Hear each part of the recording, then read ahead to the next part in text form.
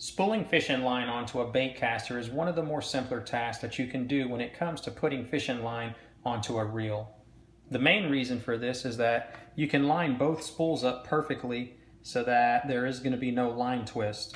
Let me take the spool out of the carton and show you exactly what I mean.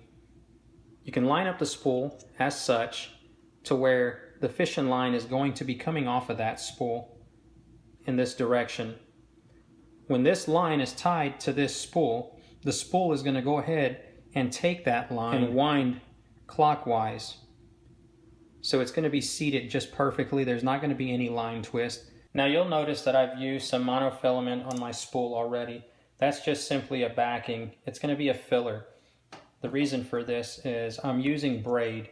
Braid line is a lot thinner than monofilament. Therefore, if I was to go ahead and spool this reel with this complete spool of fishing line, my spool on the reel is still going to have a lot of space on it.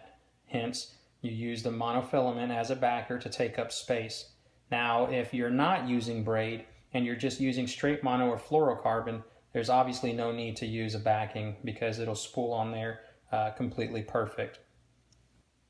I'm going to attach my main line to the mono utilizing a uni to uni fishing knot. Now that I've attached both lines together, all that's left to do is clip the tag ends of each line and spool it onto the reel.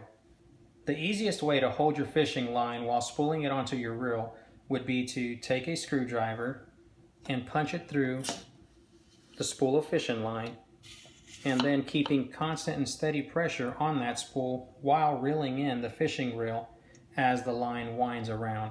You want it to lay against that spool nice and tight on the fishing reel. So with pressure on the spool, all I'm going to do is take and reel it in. So I finished spooling the Power Pro onto my reel, and then you can take a look at that. It's ready to go.